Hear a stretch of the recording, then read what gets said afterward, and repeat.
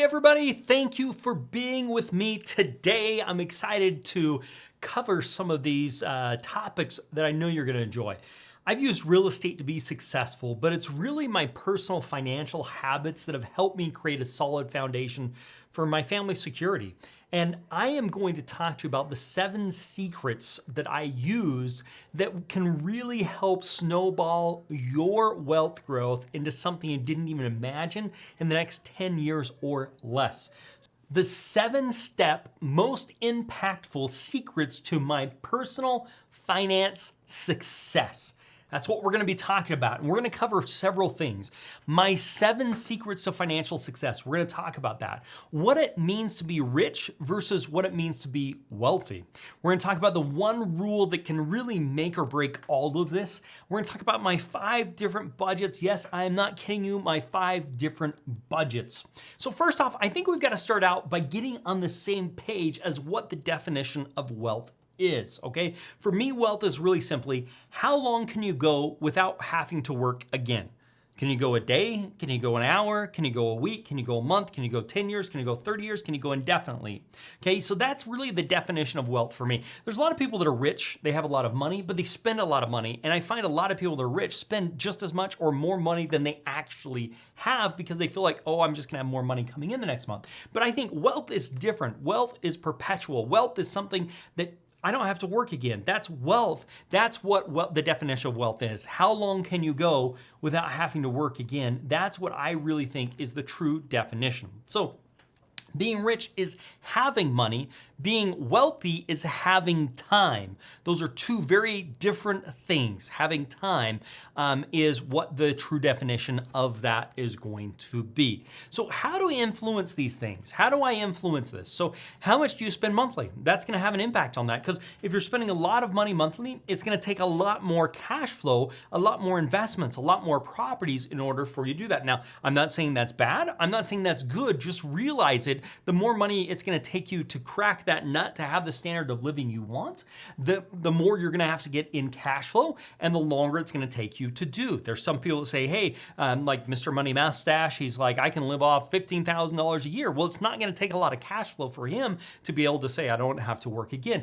But he has to scrimp and save every single penny. On the other side, you could say, oh, I need all this money because I want to do all these things. Well, that's going to make it a lot harder. So I'm not telling you where you should be, but you've got to weigh the pros and cons on that. You've got to say, hey, the more I want to spend monthly, the longer it's going to take for me to get that cash flow, the harder I'm going to have to work to do that. Am I okay with that or am I not okay with that? There's somewhere in the middle there, and that's the middle ground. So how much of what you make is invested to cash flow? So if you make $50,000, how much of that $50,000 are you investing so you can start getting more cash flow? And I hope that number is pretty significant. If it's not, start working on that. Next question is, how much is your current cash flow? How much is that? How much are you getting? Now, at my house, we have my right family rules. We have rules that are essential. We have rules on financial. We have rules on spouse. We have rules on family, spiritual, mental, physical health, and community. Rules is not maybe the right thing, but this is more like our philosophy, our dogma, or our beliefs. Okay, now one of those is financial. And these are the things we talk about as a family and I talk to my kids about. One is we never finance doodads. Cash flow is king, equity is queen, and debt is a joker. Those that understand interest earn it, those that do not pay it. We live below our means. Memories and experiences are more valuable than fancy cars and nice things. Tithing is a blessing and be a squirrel. Now, I'm going to dive into all of these, but this is the overall arching belief dogma that I have around finances that I want to teach my kids and I want to make sure I am living by. So step number 1 here is never finance doodads, okay? So first off, money, like emotions, is something you must control to keep your life on the right track. I really believe in that, okay? So what are doodads? A gadget or an object is a doodad. So some good examples: an electric scooter, an ATV, a furniture, apparel, travel, these types of consumer items, things that you buy off Amazon, those are gonna be doodads. I'm not saying doodads are bad. I'm not saying doodads are good, buying brand name things, right? But one of the things that's important is we never finance doodads. So if you want some of those things, you want to pay cash for that. And I want to make sure I'm paying cash for that. And I've put money away for my savings. It's back to the richest man in Babylon. Rule number one is pay yourself first, and that money has to go so you can actually invest it. Number two, never buy on payments. Now, this is like the shift that has happened on this is so monumental. It used to be 20 years ago, you went to the store and said, how much is it? And they said, it is $5,000 or $10,000 to buy the car. You go to the car dealership now, they don't even have the prices. They say, oh, it's $200 a month, or what are you trying to get your payment to? Or, what do you think you can afford? That type of stuff. It's all selling on payments. You never want to buy on payments. To live is to choose. But to choose well, you must know who you are and what you stand for, where you want to go and why you want to get there. If you don't have a purpose, if you don't have a reason, you're not going to make it there. And that's what we're talking about. So things are sold on payments. It's disgusting. This is only $200 a month for the next 36 months. That means for the next 30 years, you're going to be paying $200 a month. But 360 months doesn't sound as bad as 30 years. So those are the types of things. That's the lure that people get into, is buying on payments. And it's something that marketing and advertisers and salespeople are really good at doing. But if you're buying on payments, you are getting yourself into a world of trouble. The only thing you should finance is a house and possibly a car, but you should work hard to get this paid off and pay it off quickly. Nothing else, right? Car, nothing else, right? Car and potentially a car and a house, but nothing else. I mean, nothing else. Not furniture, not financing consumer goods, not financing doodads, that type of stuff. If you don't have the money for furniture, buy used furniture, carpet clean it, make it nice, make that happen. My first couch I got when I was 21 years old. We had a crappy little couch. I was doing a deal helping somebody sell a property. They had a couch there. I said, what are you guys doing with this? Oh, we're just gonna sell it. What do you want for it? $50, super nice couch, moved it in.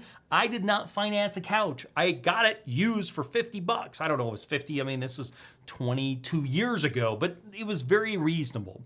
So don't finance doodads. That's the other thing. So how people finance things without realizing it happens all the time, like credit cards. I'll just put on my credit card. Oh, that could be a problem. So there's two types of people when it comes to credit cards. There's those that are responsible with credit cards. They pay off the credit card each month, that does not have a card balance and never pays any interest and uses credit card, travel, that type of stuff. If you're that person, great. If you're not that person, this is the second category, those who are not responsible with credit cards. I'm not saying not responsible, period, but not responsible with credit cards.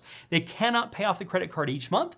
They carry a balance on the card. They pay interest on it. If you've got to know which one you are. Am I responsible with credit cards or not? I'm not judging. I'm saying just know who you are, right? And if you are not responsible with credit cards, change it to a debit card, okay? Only have a credit card for true emergencies. And this is not buying a new couch, okay, guys? And if you are not responsible with credit cards, you need to give this credit card to somebody else. This should be locked up or given to a trusted family member or friend. And you go to them and say, do not let me use this unless it's a true emergency. And you have to agree it's a true emergency. And that's what this is for. So tell them to not use that. Now, this leads into number 3. I would much rather you didn't use a credit card for emergency. I would much rather that you have an emergency fund. And that's what we're talking about here. In step number 3, the greatest wealth is to live content with little. I find it so interesting. That was Plato. Emergencies happen, guys. They do. You should have a fund for this. You start with $1,000, okay? Work up to $1,000.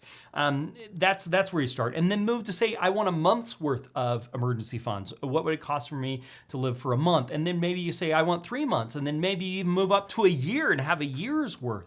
Monthly emergency fund. This should cover all expenses, the standard of living that you currently have. Now, if you're going up to have like a year's worth, you may not want to have the current standard of living. It might need to be what I'm going to call your apocalyptic budget. And I'm going to talk more about that here in a little bit when we go through the 5 budgets that you should have. So, should you pay off debt or should you have an emergency fund? This is a common question. Make sure you have at least $1,000 emergency fund. That's first. Don't work on paying off debt until you have the $1,000 emergency fund. And here's the reason why. If you have an emergency and you've got to fix a car or do something, and you have to go get a payday loan or put it on your credit card, you're all of a sudden that $1,000 emergency is going to turn into a $2,000 or $3,000 payback. So I would much rather you have about $1,000 in an emergency fund before you start working on paying off the debt. Then I want to work on paying off some consumer debt, not the cars or the house, just any other consumer debt that you may have. Then you want to start working on that. Then you want to start working on saving 1 month, and then you want to work to pay off your other debts, meaning your cars, your houses. But with all of this, now I want to start investing, right? So then you can work on getting 3 months. Then we really got to stop. Then we've got to start investing. So you can go to a 1-year emergency fund, and this is where we get to number 4: aggressively pay down debt. The borrower is servant to the lender. If you want to be financially free, you need to become a different person than you are today and let go of whatever has held you back in the past. Robert Kiyosaki. You really don't own anything if you have a loan on it. If you have a loan on it, the bank really owns it. You really don't own it. The bank does. The bank is the one that actually owns this, not you. And it's easy to get into this trap. It's really easy to get in this trap. Everyone around you is financing or has cool things, right? They got this, they got this, the Joneses got this, my neighbor's got this, right? So that is not what you want to be following. You want to look at this thing like a debt snowball. So you list out all of your debts from the least amount you owe to the most amount, not interest rates, but the least amount you owe to the most amount that you owe, okay? And then you put payments to them, how much you owe on, how much the monthly payment is on each one of them. Then what you do is you take your extra money and you pay towards the smallest balance. And you do that until that smallest balance is paid off. And then you take what that payment was and you apply it to the next one and your extra money. So now you've got more money because it's snowballing, right? Because you don't have this payment anymore. All of that can apply, plus what you were using to pay that down applies to the next smallest balance, your now smallest balance. And you keep doing that until you get that paid off. That's the way to do it. It works like wonders. It takes some discipline, but it works. It is fantastic. Now we're going to number 5 here, which is called intentional spending. It's not the man who has too little, but the man who craves more, that is poor. That is interesting, guys. It's not the guy that doesn't have it. It's the guy who craves more than he has, more than he wants, more than he needs, that's actually poor. Determine what you really want, okay? What's most important? Determine what you can really afford, So where do I want to spend my money? You can spend your money in a lot of different places. Spend it wherever brings you the most joy, the most happiness. Spend that with your spouse. Decide what that looks like. But you can't spend it on everything, right? You can't have everything, but you can have the things that are most important to you and scrimp on the things that are not. Maybe you like to go out to eat, and that's going to be a big deal for you. Great, we'll do that, but don't have a fancy car, nice house, those types of things. Maybe having a nice house is important. Great, then don't go out to eat, have a fancy car, those types of things, okay? Maybe it's that you want to, you like to cook, and so you want to eat in. Well, then let's never eat out, that type of stuff. And I shouldn't say never, but this is the philosophy. What is the thing that brings you joy? Spend your time on that, spend your money on that, and then scrimp in other areas that aren't as important. This comes to being on the same page with your spouse or your partner. It's really important. Both of you should know how much you make. Both of you should have a spending plan that you have both agreed to. You've got to be on the same page. And then everything you don't, you invest the difference. And I recommend you decide right now, start investing the difference. Most financial people will tell you to invest 10%. If you can't do that, I would start with 1%, but your goal is to do much more than 10%. Everything extra should be invested. These are soldiers going to work for you, right? They're going out there. Every dollar is a soldier. It's going to go work for you, and they're going to come back with more friends that are going to be soldiers that are going to help your financial success and go make more soldiers. The faster you can get your money working for you rather than you working for money, the closer you will be to financial freedom. Number 6, buy a house a year, and in 10 years, you will look like a genius. Knowledge is power. You hear it all the time, but knowledge is not power. It's only potential power. It only becomes power when we apply it and use it. Somebody who reads a book and doesn't apply it, they're at no advantage over somebody who's illiterate.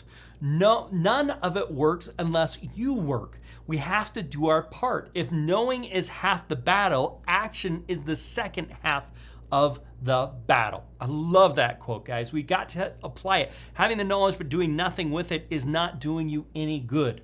Cash flow is king, equity is queen, and debt is a joker. One of our family rules. It doesn't need to be every year, but schedule it. Maybe it's every few years, every 3 years, every 5 years, whatever, every year. Schedule it and start buying properties. I'm gonna sneeze. Excuse me. Okay, so real estate appreciates. Real estate, the tenant pays down the loan, the amortization. Rents go up over time. There's tax write-offs with real estate. It's easy to responsibly leverage with real estate. If you hold your real estate, the first few years are the hardest, I'll tell you. Like when we're buying real estate and we're holding real estate, my wife was like, oh man, are we doing the right thing? We're dumping money into it, we're doing that. Fast forward 20 years or even 10 years and it's like, oh my goodness, I wish we wouldn't have sold anything. I wish we would have bought more. So time is really the equalizer on that, but it's really hard at first because you have to learn how to manage. But 10 years later, you're gonna look like a genius. People are gonna say, oh my goodness, how did you do this? I bought a house a year for 10 years, or I bought a house every other year for 10 years or 20 years, whatever the case is.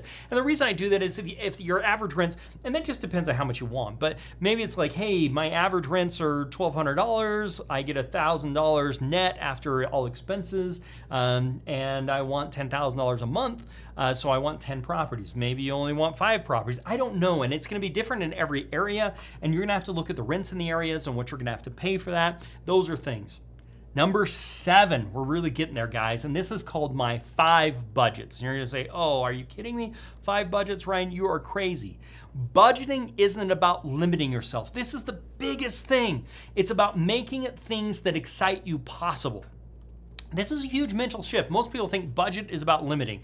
Budget is not about limiting, it's about opening. It's getting you to spend money on things that are exciting and restrict yourself on things that you're not excited about, so you're intentional. Most people you wanna draft by design, not by default. Most people spend money by default, not by design. Let's design how we wanna spend our money, because every single dollar is a warrior out there working for me. If I take it and don't spend it and I invest it, it becomes a warrior out there fighting the battle for me. That's what I want. And the more warriors I have, the better off I am going to be.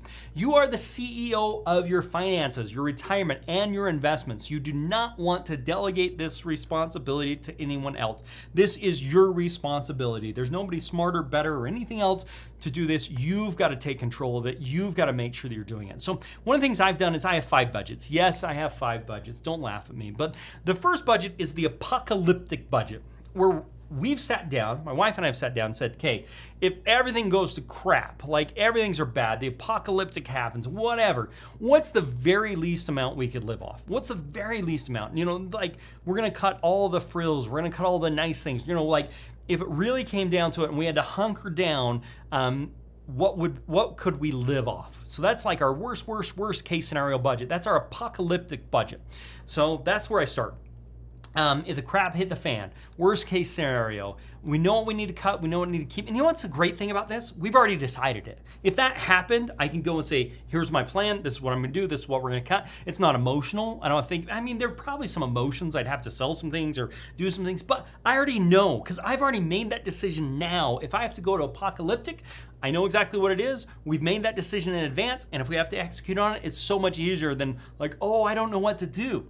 This is if things get really bad as I think they could get, okay? Now, my next budget is my current cash flow budget. This is how can I live off the current cash flow I currently have? Using my current cash flow, making my budget fit into my current cash flow. Keep in mind, when you first get started, you may not have cash flow, right? So you may not need to build this budget out. This will take time to build as you start building that cash flow.